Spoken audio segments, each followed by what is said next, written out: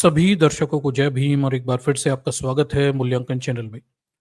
दर्शकों, आज के शॉर्ट वीडियो में हम इस समय इलाहाबाद हाई कोर्ट के द्वारा हाल ही में दिए गए एक फैसले पर चर्चा करेंगे जो इस समय पूरे देश में चर्चाओं का विषय बन गया है। ठीक, तो ये फैसला क्या है और इसमें क्या कहा गया है? तो आपने शायद सुना होगा कि हाल ही में इलाहाबाद हाई कोर्ट ने एक महिलाओं से संबंधित एक केस में फैसला दिया हुआ है कि भाई जो किसी महिला या बच्ची के स्तन को पकड़ लेना या उसके पजामे के नाड़े को तोड़ देना बलात्कार या बलात्कार के प्रयास के रूप में नहीं माना जाएगा। ठीक, बड़ा दूरगामी फैसला है और बड़े दूर तक प्रभाव वाला ये फैसला है। और आखिर ये पूरा मामला है क्या और किस संदर्भ में न्यायपालिका ने ये कहा है और क्यों इस फैसले की इस देश में आलोचना हो रही। तो चलिए प्रेजेंटेशन की तरफ चलते हैं और हम प्रेजेंटेशन के माध्यम से इस पूरे घटनाक्रम को समझने की कोशिश करते हैं और इसके पीछे की वास्तविकता को जानने की कोशिश करते हैं। ठीक, तो देखिए ये अभी लेटेस्ट ये फैसला है और इसमें बताया जाता है कि भाई जो न्यायपालिका है उसने फैसले में कहा है कि बच्ची का प्राइवेट पार्ट पकड़ना यानी स्तन की बात हो रही है और सलवार का नाड़ा तोड़ देना बलात्कार की कोशिश नहीं है। इलाहाबाद हाई कोर्ट ने ये फैसला दिया हुआ है। अब किस संदर्भ में किस केस में ये फैसला है, तो मैं आपको थोड़ा लेके चलता हूँ कि मामला जो है एक केस से संबंधित है, एक महिला बच्ची के केस से संबंधित मामला था और ये अपील में इलाहाबाद हाई कोर्ट में आया हुआ था। मामला क्या है देखिए, तो मामला 2021 का है, 10 नवंबर 2021 का।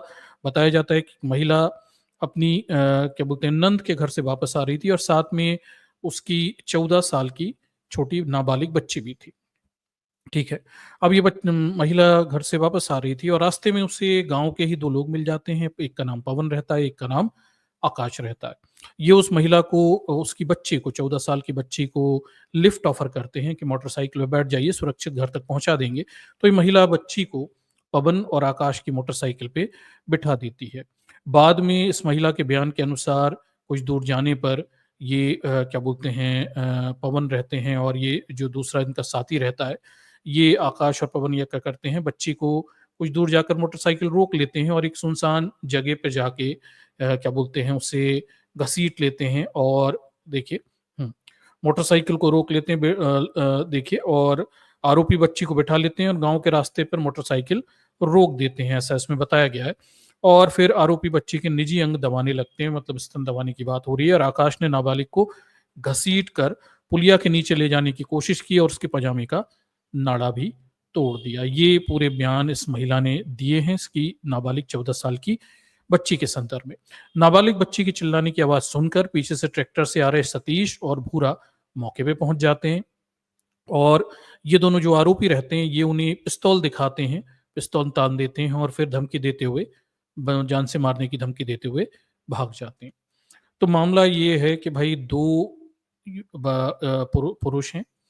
वो दोनों पुरुष एक 14 साल की बच्ची के स्तन दबाने यानी उसके प्राइवेट पार्ट को छूने ज़बरदस्ती और उसके पजामे के नाड़ा तोड़ने के प्रयास का उनके ऊपर केस चल रहा था। ठीक? अब ये महिला शिकायत दर्ज करवाने जाती है। पहले तो इन आरोपियों के घर पे जाती है, वहाँ उनके घरवाले इनके साथ गाली-गलौच करते हैं, बाद में पुलिस में शिकायत दर्ज करवाने जाती है, पुलिस शिकायत दर्ज नहीं करती, तो बाद में ये महिला अदालत का रुख करती है। तो ये पूरा मामला है। फिर 2021 में कोर्ट जो है इस मामले को संज्ञान में लेता है, आरोपियों के खिलाफ जो रहते हैं उनके खिलाफ क्या बोलते हैं गवाही को रिकॉर्ड पे गवाही देने के लिए समन जारी किए जाते हैं और ये केस जो पूरा चलता रहता है देखिए आईपीसी धारा जो है ये 376, 354, 354 बी और पॉक्सो एक्ट जो है उसकी धारा 18 के तहत ये केस दर्ज किया जाता है और किसके ऊपर आरोपी पवन के ऊपर और आरोपी आकाश जो रहता है उसके ऊपर आईपीसी की धारा 504, 506 के तहत केस दर्ज किया जाता है। ठीक है। अब देखिए जब उन्हें बुलाया जाता है न्यायालय के द्वारा तो वो आरोपी जो होते हैं समन के आदेश से इनकार कर देते हैं और हाई कोर्ट में एक रिवीजन याचिका डाल देते हैं कि हमारे ऊपर ये केस चल रहा है, इसमें धाराएँ गलत लगाई गई हैं, यानी हटाया जाए, इस तरह की रिवीजन याचिकाएँ लगा देते हैं, ठीक है। यानी आरोपी कोर्ट से कहा कि इन आरोपों को दोबारा से विचार करना चाहिए और उसके बाद ये जो धाराएँ गलत लगी हैं, मतलब इनके ऊपर कठोर धाराएँ लगी हैं बलात्कार वगैरह की, इनको रिवीजन के लिए हाई कोर्ट में जाते हैं और हाई कोर्ट में बैठे रहते हैं ब्राह्मण देवता जस्टिस राम मनोहर नारायण मिश्रा। अब मिश्रा जी का न्याय देखिए, ठीक है? तो मिश्रा जी की सिंगल पीठ रहती है, उसके पास ये केस आता है। अब मिश्रा जी जो हैं, इसमें न्याय देंगे, पर कुछ सवाल-जवाब भी होते हैं आरोपी, वादी-प्रतिवादी के वकीलों के बीच में, और उसके बाद फाइनली मिश्रा जी अपना इस पे निर्णय देते हैं। और इसमें जो आरोपी रहते हैं, उनके वकील ये भी कहते हैं कि भाई, एक पुरानी रंजिश के तहत ये झूठा केस उनके ऊपर दर्ज किया गया है। ये सब बात भी वहाँ पे बताने की कोशिश की जाती है, पर इन सब मामलों के होते हुए अंत में हमारे प्रिय मिश्रा जी इस फैसले में, क्या बोलते हैं, अपील पर अपना निर्णय सुनाते हैं, और यही निर्णय जो है मिश्रा जी का पूरे देश में इस समय चर्चाओं का केंद्र बना हुआ है। तो देखिए, महान मिश्रा जी का महान न्याय क्या है या निर्णय क्या है, देखिए। तो देखिए, इलाहाबाद हाई कोर्ट ने किस आधार पर रेप की कोशिश के चार्ज को हटा दिया, ठीक है? तो देखिए, मामला ये था कि हाई कोर्ट ने आरोपी आकाश और पवन पर आईपीसी की धारा 376 और पॉक्सो एक्ट के अधिनियम के तहत धारा 18 के तहत लगे आरोपों को हटा दिया। 376 यानी बलात्कार और का आरोप हटा दिया। पॉक्सो एक्ट के तहत नाबालिगों के साथ गंभीर किस्म के अपराध करने का भी इन्होंने हटा दिया। अब उन पर धारा 354 बी यानी नग्न करने के इरादे से और हमला करने आपराधिक बल का प्रयोग का केस चलेगा, और पॉक्सो अधिनियम की धारा 9, 10 नाबालिग को गंभीर यौन हमला करने के तहत मुकदमा चलेगा।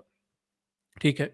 साथ ही निचली अदालत को नए सिरे से समन जारी करने का निर्देश दिया है। तो कुल मिलाकर जो गंभीर उन पे बलात्कार की धारा थी वो हटा दी गई, प्रयास की धारा हटा दी गई, और पॉक्सो एक्ट की कठोर धाराएँ जो थी वो हटा दी गई, और उन पे कुछ सरल धाराएँ यानी कुछ आसान धाराएँ पूर्व के मुकाबले लगाने के आदेश दे दिए गए। अपने फैसले में जो मिश्रा जी हैं वो ये कहते हैं कि भाई, आरोपी पवन और आकाश पर ये आरोप है कि उन्होंने पीड़ित की छाती पकड़ी यानी स्तन पकड़े, आकाश ने उसके पजामे की डोर तोड़ दी यानी उसका नाड़ा तोड़ दिया, और उसे पुलिया के नीचे खींचने की कोशिश की। गवाहों के हस्तक्षेप के बाद दोनों भाग गए, लेकिन इस आधार पर यह नहीं कहा जा सकता कि आरोपियों का इरादा बलात्कार करने था। मिश्रा जी का न्याय देखिए, मतलब माइटी मिश्रा जी, ब्राह्मणों में तो न्यायिक चरित्रों की भरमार है। मतलब एक बच्ची 14 साल की, जिसे 2 आरोपी पकड़ के ले जाते हैं।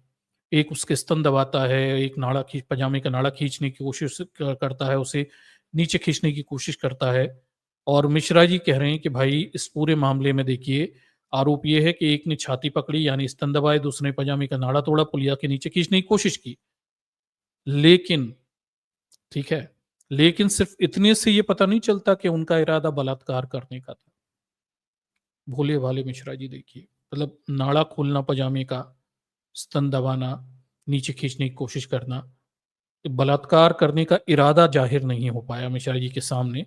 आगे फिर देखिए, शिकायत या गवाहों के बयान से ऐसे कोई आरोप नहीं है कि आकाश ने पीड़ित के पजामे का नाड़ा तोड़ने के बाद खुद उत्तेजित होकर कोई और अश्लील हरकत की हो। ओहो हो!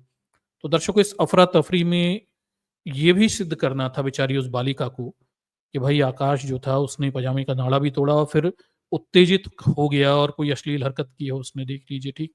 तो ये भी बड़ा भाई समझिए, मिश्रा जी का लॉजिक भी है ज़बरदस्त। नाड़ा ही तो तोड़ा हुआ है, स्तन ही तो दबाए हुए हैं, ठीक। इससे बलात्कार कैसे सिद्ध हो जाएगा? बलात्कार का प्रयास कैसे सिद्ध हो जाएगा? अब नाड़ा तोड़ने के बाद कुछ उत्तेजित हरकत भी करनी चाहिए थी। देखिए, गज़ब का लॉजिक है, ठीक। आगे देखिए, गवाहों ने ये भी नहीं कहा कि पीड़ित के कपड़े उतर गए और वह नग्न हो गई। ये भी आरोप नहीं है कि आरोपी ने पीड़ित के साथ कोई ज़बरदस्ती या यौन संबंध बनाने की कोशिश की। अब ये भी देख लीजिए, जो गवाह थे, उन्हें वो नंगी मिलनी चाहिए थी, तब मानते मिश्रा जी। मतलब उस नाड़ा ही तोड़ा है अकेला, ये कह रहे हैं। इतने से थोड़ी अपराध हो जाता, नाड़ा क्यों तोड़ता है कोई, ये तो सब समझा जा सकता है। लेकिन मिश्रा जी नहीं मान रहे कि किसी बच्ची का, लड़की का नाड़ा कोई पुरुष पजामे का क्यों तोड़ता है, ठीक। ये मिश्रा जी मानने को तैयार नहीं है, ठीक। और वो उसे प्रयास के रूप में भी नहीं ले रहे, बलात्कार के प्रयास के रूप में भी नहीं ले रहे। नंगी मिलती या नाड़ा तोड़ने के बाद कुछ उत्तेजित घटना होती, तब मानते मिश्रा जी। कुल मिलाकर मिश्रा जी का ये कहना है कि जब तक योनि में लिंग घुसेड़ ना दिया गया होता, तब तक मिश्रा जी ये मानने को तैयार नहीं है कि बलात्कार का प्रयास है। कुल मिलाकर बात हमें ये समझ में आई। अन्यथा तो किसी बच्ची के पजामे का नाड़ा तोड़ना, नीचे घसीटना, ये सब पर्याप्त है इस बात को समझने के लिए कि उसके साथ आगे क्या होने वाला था अगर उसे बचाने वाले बीच में ना पहुंचे होते तो, ठीक।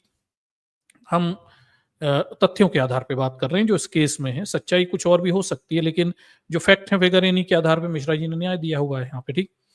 आगे फिर देखिए, पवन और आकाश के खिलाफ लगाए गए आरोप और केस की स्थिति से ये नहीं लगता कि वह बलात्कार की कोशिश का मामला है। बलात्कार की कोशिश का आरोप लगाने के लिए साबित करना ज़रूरी है कि केवल तैयारी के आगे बढ़ चुके थे। ओहो हो! तो दर्शकों, ये भी देखिए मिश्रा जी कह रहे हैं, किसी बच्ची को ज़बरदस्ती खींच लेना, उसके पजामे का नाड़ा तोड़ देना, उसके स्तन पकड़ लेना, ये थोड़ी इससे बलात्कार करने का प्रयास सिद्ध नहीं होता, ठीक है?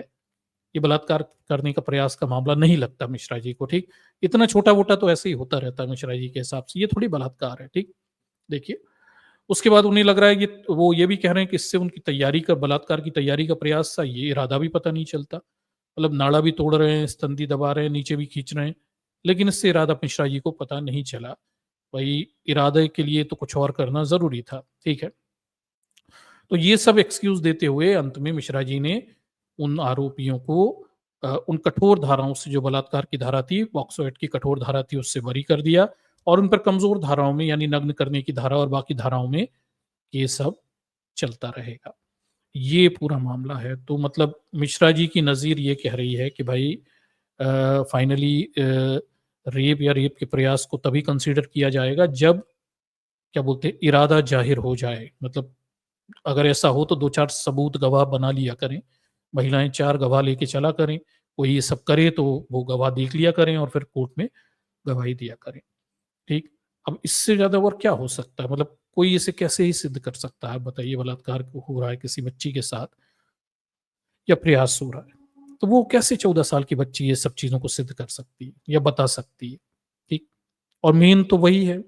अब वहाँ क्या हुआ वो क्या बताएगी? ठीक? उसके बाद जो तथ्यात्मक हमारे पास स्थितिजन्य साक्ष्य हैं, उन्हीं के आधार पे केस चलते हैं और जो जितना है उतने के आधार पर ही इन केसों को आगे बढ़ाया जाता है। लेकिन अब देखिए, इसमें ये भी बड़ा आश्चर्यजनक है कि मिश्रा जी इस चीज़ को कंसीडर करने के लिए तैयार है ही नहीं। ठीक है? तो देखिए, यही है न्याय और ये अजीब-सी स्थिति है। क्या किया जा सकता है इसमें, ठीक? चलिए आगे देखते हैं इसमें फिर। देखिए, अब के कानून क्या कहते हैं, भारतीय कानूनों में इसके लिए क्या प्रयास हैं? तो देखिए, जो चौथा सवाल हमारे सामने बनता है, भारतीय कानून में रेप की कोशिश के लिए क्या माना जाता है, प्रयास क्या माना जाता है? तो देखिए, एक एडवोकेट हैं आशीष पांडे जी, ये बताते हैं कि अपराध में अगर प्राइवेट पार्ट पेनिट्रेट नहीं होता है तो रेप की कैटेगरी में नहीं आता है। भले ही आरोपी किसी पीड़ित के कपड़े उतार कर नग्न कर देता है, निजी अंग दबा देता है, सलवार का नाड़ा तोड़ देता है। इसीलिए इलाहाबाद हाई कोर्ट ने इसके केस में ये फैसला रेप की तैयारी के तहत फैसला सुनाते हुए रेप की तैयारी बताया, नहीं बताया होगा, शायद नहीं बताया होगा यहाँ पे। तो देख लीजिए, ये पूरा मामला है। इसमें हमारा जो कानून है वो पेनिट्रेशन होने को मानेगा, रेप मानेगा और रेप की कैटेगरी में आएगा। और इसके अलावा बाकी जो चीज़ें होती हैं कि भले ही आरोपी किसी पीड़ित को अ, क कपड़े उतारे, नग्न कर दे, उसके निजी अंग दबाए, सलवार वगैरह तोड़ दे, ये सब उसमें नहीं होगा। Penetration is the key point, ठीक? बाकी सब तो प्रयास मतलब उसमें काउंट नहीं होता। बाकी दूसरी धाराओं में होता है पर उसमें काउंट नहीं होता है, ठीक है? और इसी इसमें ये फैसला सुनाया, ऐसा ये पांडे जी कह रहे हैं। मतलब मिश्रा जी फैसला सुनाते हैं, पांडे जी एक्सप्लेन करते हैं यहाँ पे। ये भी गज़ब की स्थिति है देखिए। फिर 2021 में देखिए एक अन्य केस की सुनवाई करते हुए रेप और रेप के प्रया तैयारी रेप की तैयारी और रेप की कोशिश में फ़र्क बताया गया था। ये भी सुन लीजिए, मतलब ये लोग कितनी सहजता से इन बातों को करते हैं। आगे देखिए, रेप की तैयारी क्या है? इसमें अपराध की योजना बनाना, साधन जुटाना और इरादा करना शामिल है। ये अपराध शुरू में होने से पहले का चरण है और कानून इस प्रयास के लिए सज़ा देता है, भले ही अपराध पूरा हुआ हो या नहीं हुआ हो। प्रयास करने वाले को सज़ा दी जाती है क्योंकि इसमें भले ही गलत इरादा हो और समाज को नुकसान हो। ये तो है, प्रयास करने के लिए सज़ाएँ हैं, लेकिन यहाँ मिश्रा जी ने कुछ माना ही नहीं ना, उन धाराओं को ही कमज़ोर कर दिया। आगे देखिए, फिर रेप की कोशिश, तैयारी के बाद अपराध को पूरा करने की और सीधा कदम उठाया जाता है, तब वह कोशिश कहलाता है। अगर कोशिश नाकाम रहती है, तब भी कानून सज़ा देता है क्योंकि इरादा और नैतिक गलती मौजूद होती है। प्रयास करना, ये भी दिखना चाहिए था भाई, ये लीगल पॉइंट्स हैं। उसके बाद देख लीजिए, इस पूरे मुद्दे पर अश्विनी दुबे, आशीष पांडे और एक और वकील हैं, वो कहते हैं कि उनके मुताबिक ये फैसला भले ही कानून के तहत सुनाया गया हो, लेकिन इसका व्यापक प्रभाव समाज में महिलाओं की सुरक्षा और न्याय व्यवस्था के प्रति विश्वास पर बढ़ सकता है। ठीक है? तो ये भी है, इस फैसले के बड़े दूरगामी परिणाम होंगे। आगे वो कहते हैं कि कोर्ट ने कहा कि किसी लड़के के निजी अंगों को पकड़ना, नाड़ा तोड़ना, उसके घसीट के कोशिश करना आईपीसी की धारा 376 के तहत रेप के प्रयास के तहत नहीं आता, बल्कि ये धारा 354 भी महिला को निर्वस्त्र करने के इरादे, हमला और पॉक्सो एक्ट की धाराओं के तहत एक गंभीर उत्पीड़न माना जाएगा। इससे निचली अदालतों में ऐसे मामलों में आरोप तय करने का तरीका बदल सकता है। ये भी देख लीजिए। ठीक है? कुल मिलाकर आरोपियों को आगे बहुत फायदा होने वाला है इस तरह की नजीरों से। रेप या रेप के प्रयास की तुलना में यौन उत्पीड़न की धाराओं में सजा कम कठोर हो सकती है। देखिए, इससे आरोपियों को कम सजा मिलने की संभावना बढ़ सकती है, जो पीड़ितों के लिए न्याय की संभावना को कमजोर कर देता है।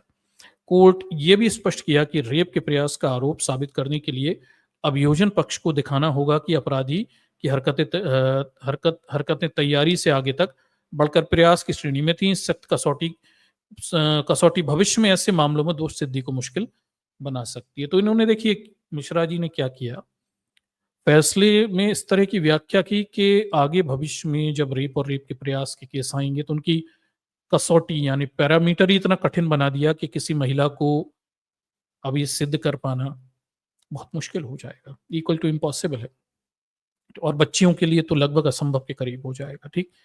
और ज्यादातर आरोपी फिर बच निकलेंगे। आगे देखिए, अगर अपराधी को गले ही ऐसी ऐसी घटनाओं में रेप जैसे गंभीर आरोपों से बचाने का मौका मिल मिल सकता है, तो यौन अपराधों को बढ़ावा मिलेगा। ये यौन अपराध को बढ़ावा की बात कह रहे हैं। इसी मामले में बीबीसी की तरफ से कई महिलाओं ने अपने वक्तव्य बयान दिए हैं। इसमें कांग्रेस की नेता सुप्रिया श्रीनेत हैं, ठीक है, जो काफी मुखर रहती हैं। इन्होंने कहा है कि देखिए, जो कानून एक औरत की सुरक्षा के लिए बनाए गए हैं, इस देश की आधी आबादी उससे क्या उम्मीद रखे। जानकारी के लिए बता दूं कि भारत में महिलाओं के लिए असुरक्षित देश है। उसके बाद देखिए, एक और सामाजिक कार्यकर्ता हैं रूपरेखा वर्मा। ये क्या बोलते हैं, वो लखनऊ विश्वविद्यालय की उप कुलपति रह चुकी हैं, सामाजिक कार्यकर्ता हैं। ये कहती हैं, कम से कम ये कहा जा सकता है कि निर्णय निराशाजनक, अपमानजनक और शर्मनाक है। निराशाजनक, अपमानजनक और शर्मनाक है। महिलाओं की सुरक्षा और गरिमा के मामले में तैयारी और प्रयास के बीच का सूक्ष्म अंतर बहुत ही अकादमिक है। ठीक है? मतलब जब पुरुषों को सजा देनी होती है तो बड़े महीन सूक्ष्म अंतर बना लिए जाते हैं, लेकिन महिलाओं को सजा देनी होती है तो कोई सूक्ष्म दृष्टिकोणों को अपनाने की बजाय बृहद दृष्टिकोण अपनाए जाते हैं और सीधे जेल में डाल दिया जाता है। ठीक है? आगे देखिए, सईमा खान एक और एडवोकेट है। वो कहती हैं, भारतीय कानून में किसी भी आपराधिक प्रयास को पूर्ण अपराध की श्रेणी में ही देखा जाता है, बशर्त है कि इरादा स्पष्ट हो और अपराध की दिशा में ठोस कदम उठाए गए हों। पजामे की डोरी तोड़ना या शरीर को जबरन छूना साफ तौर पर बलात्कार के प्रयास की श्रेणी में आ सकता है, क्योंकि इसका मकसद पीड़ित की शारीरिक स्वायत्तता का उल्लंघन करना है। तो देख लीजिए, बड़ा स्पष्ट है और ये तो समझा जा सकता है। मतलब कोई बहुत ही बेईमान हो जाए इंसान के रूप में, वही ये बात कह सकता है कि 14 वर्ष की बच्ची के पजामे का नाड़ा तोड़ना, उसके स्तनों को दबाना, उसे जबरदस्ती घसीटना, नीचे ले जाना, मतलब इसके क्या उद्देश्य हैं? इसमें मतलब अभी शक है क्या आपको? या ये हो जाता तभी मानने वाले थे? मतलब होने पर ही मानोगे कुछ? ठीक। चलिए, ये देखिए, रूपरेखा वर्मा जी हैं और ये अपनी बात यहाँ पे रखती हैं और बताती हैं कि देखिए, फैसला सही नज़ीर पेश नहीं करेगा, इससे अपराधियों के हौसले बढ़ जाएँगे। आगे देखिए, फिर ये देखना भयावह है कि न्यायाधीश समाज के सबसे बुरे तत्वों की रक्षा के लिए इस तरह की बहुत ही सूक्ष्म अंतर का उपयोग करते हैं। यही बात मैंने की हुई है कि जब पुरुषों को न्याय देने की बात होती है तो पुरुष न्यायाधीश ब्राह्मण बैठकर बड़े ही महीन संकुचित दृष्टिकोण अपना के बाल की खाल निकाल के बचा ले जाते हैं, महिलाओं को न्याय नहीं मिलता। लेकिन जब महिलाओं को सजा देने की बारी होती है तो इतनी बृहद व्याख्या करते हैं, कठोर सजा ठोक देते हैं। यही मामला दलितों के साथ होता है, सवर्णों को बचाने के मामले में। ठीक। आगे देख लीजिए, अफसोस की बात है कि आज महिलाओं के लिए न्याय के दरवाजे बहुत कठिन होते जा रहे हैं। ऐसे में लगता है कि उन्हें सार्वजनिक स्थानों से दूर करना और संवैधानिक अधिकारों से गंभीर रूप से समझौता करना है। ये सब जो किया जा रहा है ना, महिला अधिकारों को कमजोर करना, उनकी स्थिति कमजोर करना, उन्हें न्याय ना देना, ये सब वास्तव में महिलाओं के संवैधानिक अधिकारों और उनकी जो पब्लिक प्रेजेंस है, उसे कमजोर करने का एक बृहद षड्यंत्र का हिस्सा है। ठीक है? इसीलिए धीरे-धीरे उन सब चीज़ों को कमज़ोर किया जा रहा है। आगे देखिए वो कहते हैं कि हाई कोर्ट ने बलात्कार के प्रयास को सिद्ध करने के लिए तर्क दिया कि जब तक यौन संपर्क या प्रत्यक्ष बलात्कार की कोशिश नहीं होती तब तक इसे बलात्कार का प्रयास नहीं माना जा सकता। ये संकीर्ण दृष्टिकोण अपराध की मंशा और परिस्थिति की अनदेखी करता है। मतलब सोचिए कितना नैरो क्या बोलते हैं इसके लिए विज़न अपनाया गया आरोपियों को बचाने के लिए। वहीं हम देखते हैं कि दूसरे कुछ मामले हैं जिनमें महिलाएँ आरोपी होती हैं, वहाँ तो कोई नैरो विज़न नहीं होता, बाल की खाल नहीं निकाली जाती, बस मोटा-मोटा मान लिया जाता है चूँकि महिला है, तो झूठा केस करती होगी, उठाकर जेल में डाल दो, ठीक? सॉर्टेड, कोई नैरो विज़न की ज़रूरत नहीं है। ये देख लीजिए, इसके बाद देखिए दिव्या राय जो हैं वो ये कहती हैं कि देखिए एक और एडवोकेट हैं दिव्या राय, वो कहती हैं कि कानून केवल शारीरिक क्षति पर आधारित नहीं होते बल्कि ये भी दिखता है कि पीड़ितों की गरिमा और आत्मसम्मान को कितना नुकसान पहुँचा है। ऐसा फैसला न केवल पीड़िता के दर्द को नकारने जैसा है बल्कि भविष्य में अपराधियों को प्रोत्साहित करने वाला भी साबित हो सकता है। दिव्या राय इलाहाबाद हाई कोर्ट बेंच की वकील हैं। और वो ये बात कह रही हैं कि ये फैसला कानून केवल इसलिए नहीं होते कि आप क्या बोलते हैं शारीरिक क्षति और पर आधारित आप निर्णय सुनाएँगे। मानसिक क्षति और आत्मसम्मान और गरिमा भी किसी की क्षत-विक्षत हुई। 14 साल की बच्ची को मानसिक ट्रॉमा भी पहुँचा। ये सब उसमें काउंट ये भी एक बलात्कार है, मानसिक बलात्कार भी कोई चीज़ होती है, ठीक? तो ऐसे फैसले जो हैं वास्तव में वो कहती हैं कि अपराधियों के हौसले बुलंद करेंगे और इस देश में अपराधियों के हौसले बुलंद हैं, वो प्रधानमंत्री बन रहे हैं, वो गृह मंत्री बन रहे हैं, वो सांसद विधायक बन रहे हैं, अति उत्साहित हैं, ठीक? और ये न्यायालय में बैठे लोग और इनके हौसले बढ़ा ही रहे हैं, ठीक?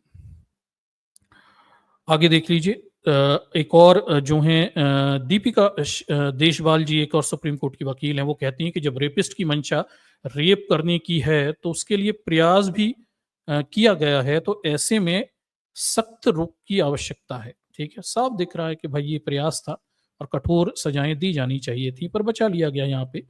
ये पूरे मामले हमारे सामने दिखाई देते हैं।